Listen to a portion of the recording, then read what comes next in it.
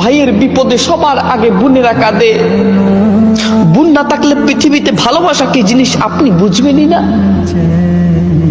আর এই সমাজে কিছু ভাই আছে, এমন কিছু ভাই আছে যারা বাবার সম্পত্তিতে বোনের অধিকার দিতে চায় না।